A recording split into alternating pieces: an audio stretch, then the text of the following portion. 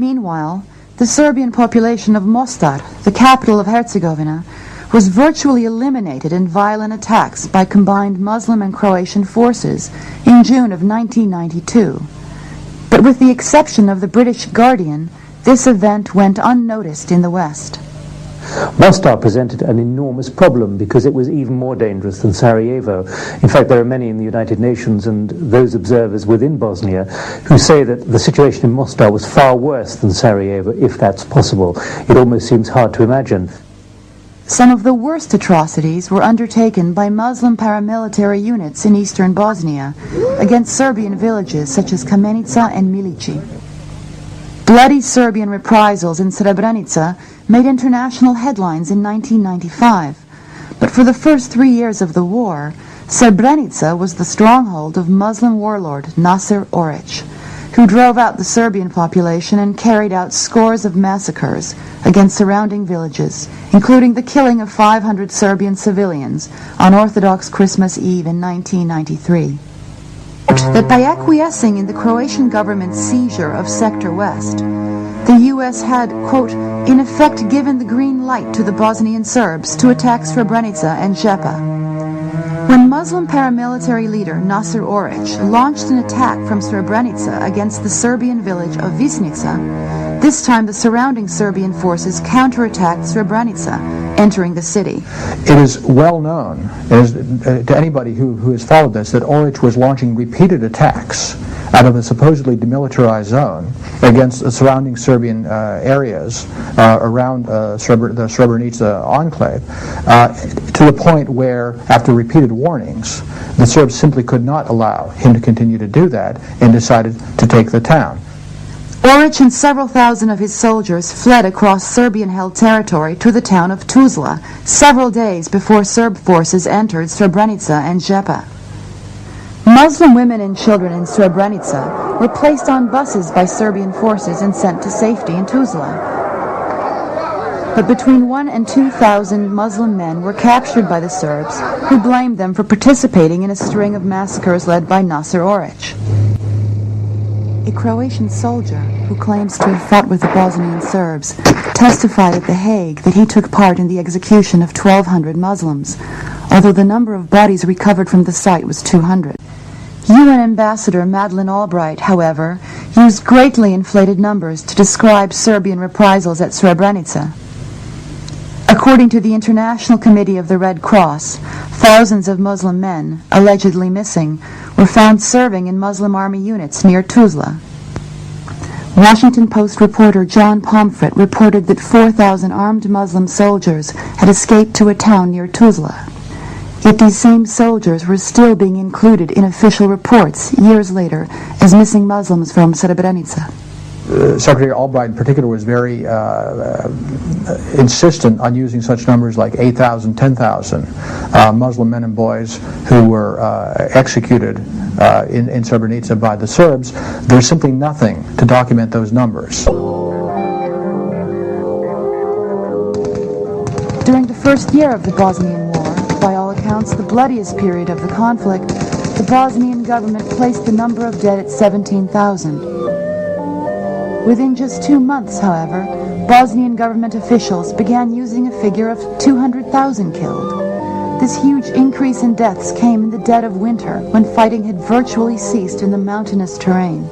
I'm probably as guilty as most of using inflated numbers, although I had enough sense to abandon using numbers in mid-93.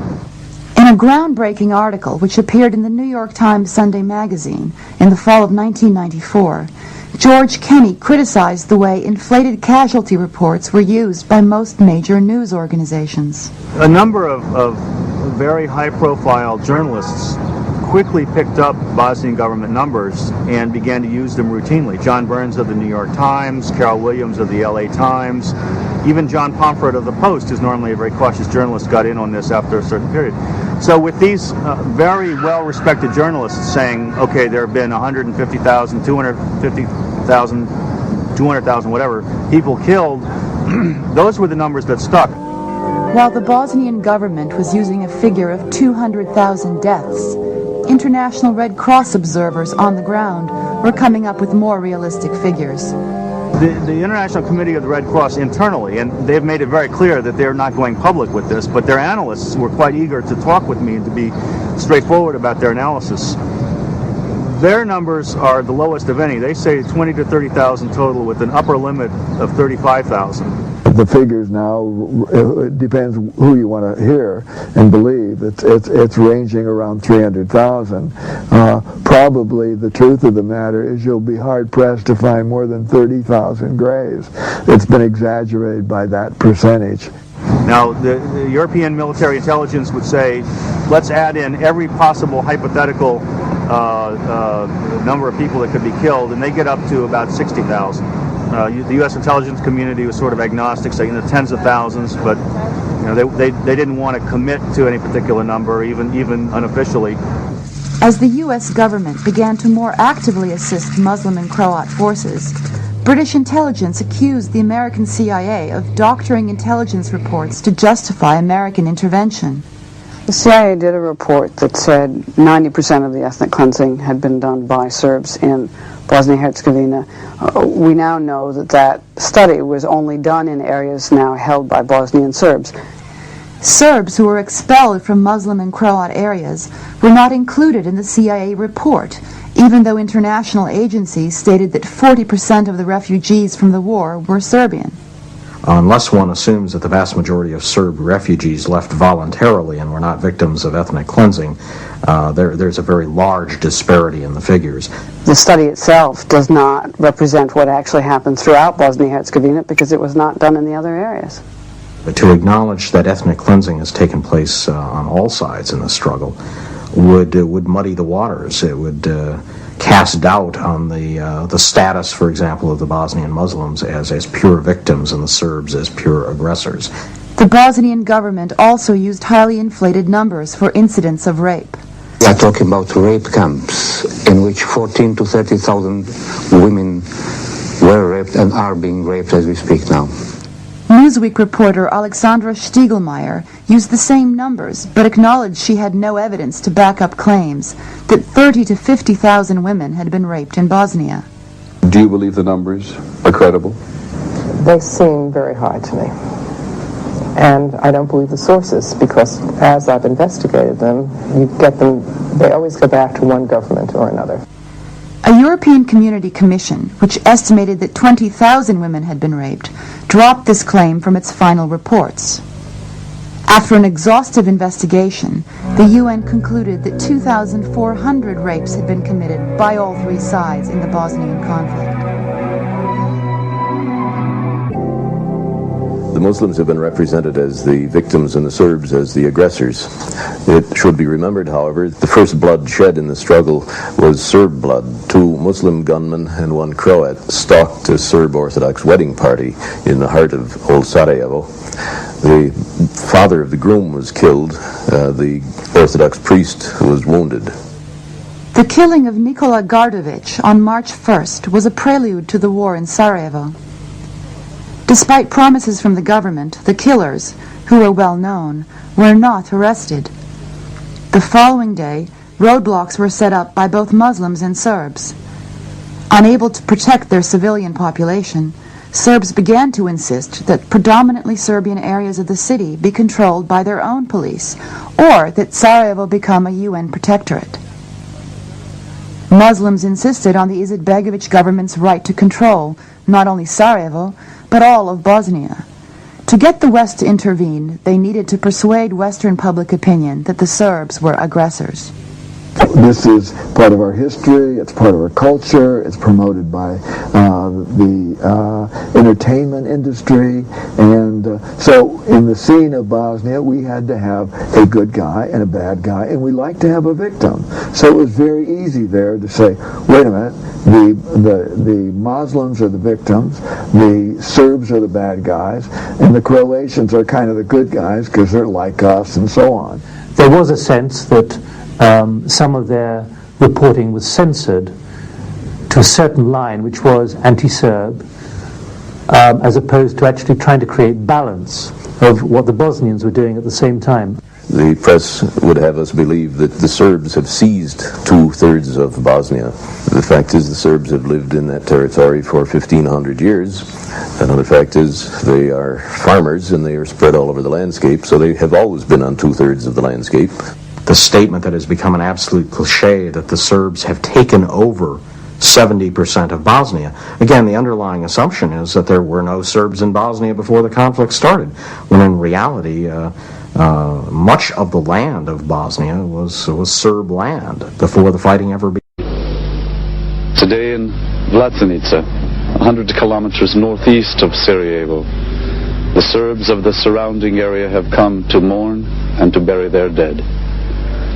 On the morning of September 24th, just after dawn, over 1,000 soldiers of the Muslim army, under the command of Oric Nasser, launched an attack up these high mountain valleys. It was a day or so until the bodies started to be discovered. Once the Muslim pulled back, the dead were found. They were brought into the hospital in Milice, truckload after truckload. They were unloaded one by one with gentle care. The medical workers and the doctors had a very difficult time trying to maintain their composure. These people had not died in battle. They were massacred. Some were disemboweled.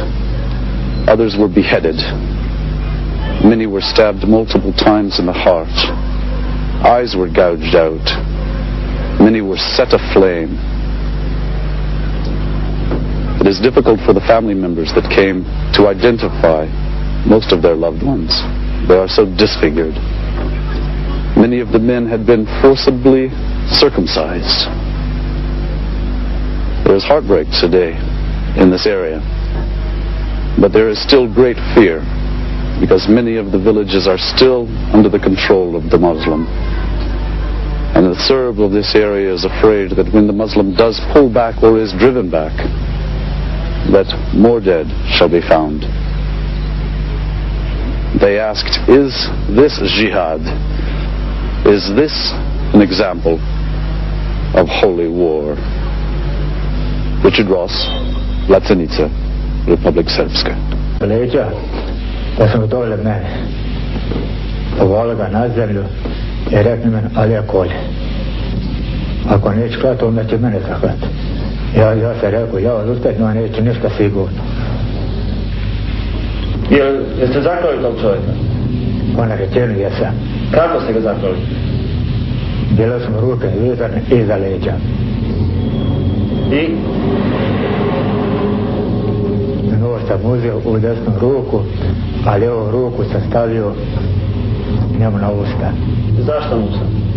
Da ne viče. I? Pa sam ga tu zaklao. Pokažite nam kako je to bilo. To je bilo evo ovako. Jesu ostali Srbi koji su bili na groblju tu gledali to? Pa bilo njeha više i žena je bilo, a bilo je djece isto. Jesu gledali sve to?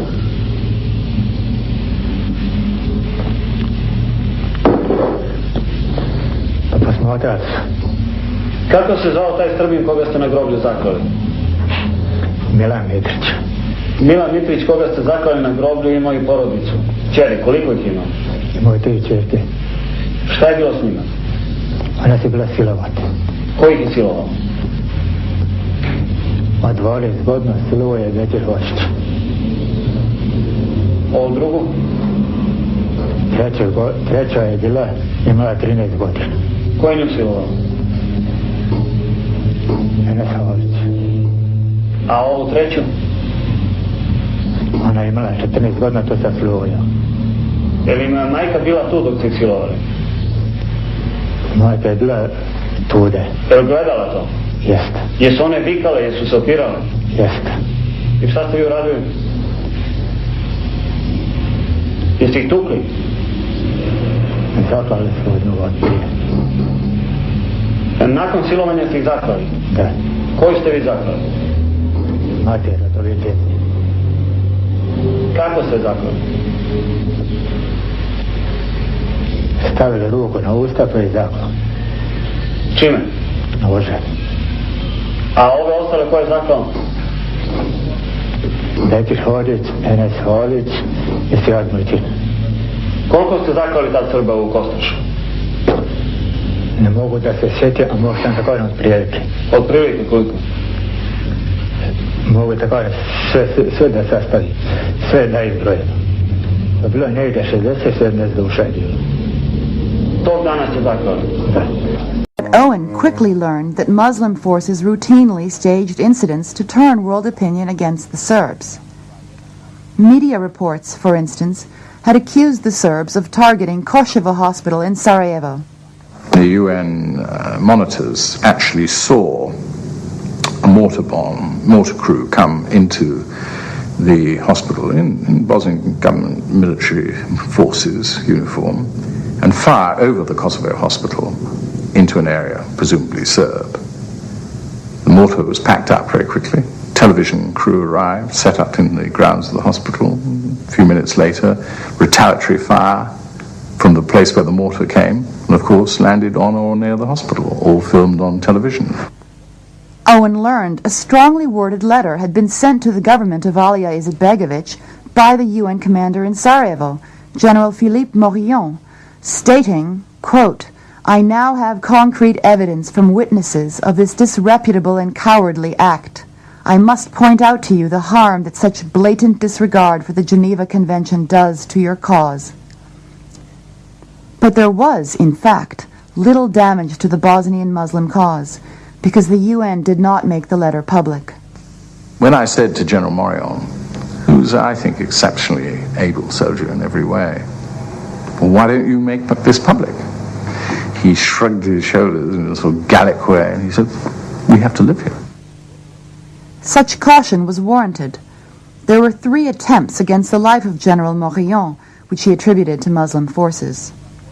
In his book, The Fall of Yugoslavia, BBC reporter Misha Glenny observed that the majority of UN and relief workers who had died in the conflict were the victims of the Muslim units.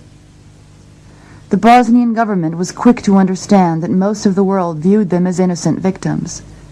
Throughout the war, they used this perception to undertake offensive actions and then portray themselves as victims.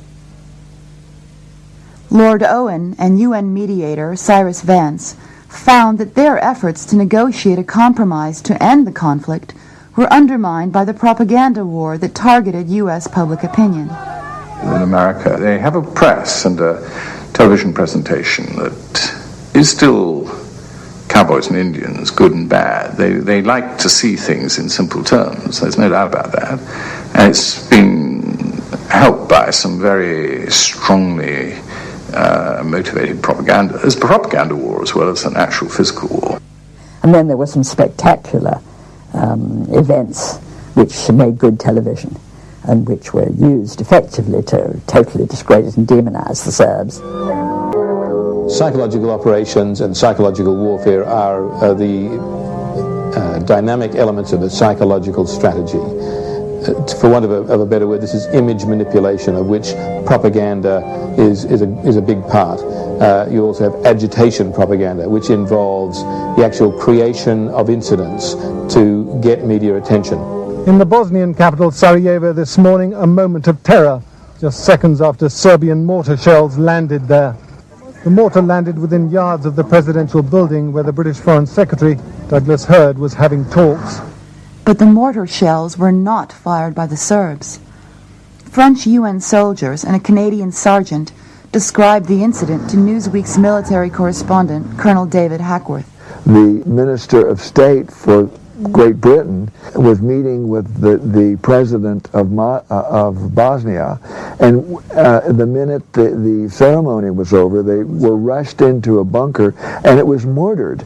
And one sergeant said, "I was watching the Muslims dropping the mortar shells down the tube as they were falling on the president, who was safely in a bunker along with his honor guard." He said the whole thing was orchestrated. An orchestrated incident could not have happened without the participation of Alija Izetbegovic. Just 4 days before, on July 13th, a Canadian UN soldier reported a similar staged incident in which a mortar shell killed several children and maimed others. The most important propaganda success for the Izetbegovic government took place on May 27th, just 3 days before a scheduled vote on sanctions against Serbia. Blood was pouring down the main street of Sarajevo today. At least 20 men, women, and children were killed, more than 100 wounded, as shells rained down on civilians in the capital of Bosnia. The atrocity by Serbian troops sparked new calls for foreign help for the helpless in Bosnia. Footage of this bloody event from Sarajevo's government-controlled TV station was provided to international news organizations almost immediately after it had happened. Before any investigation had been attempted, Serbs were declared responsible by news organizations from New York to Tokyo. The U.S. government, which was sponsoring a resolution in the UN Security Council to impose sanctions on Serbia, was particularly interested in blaming the Serbs.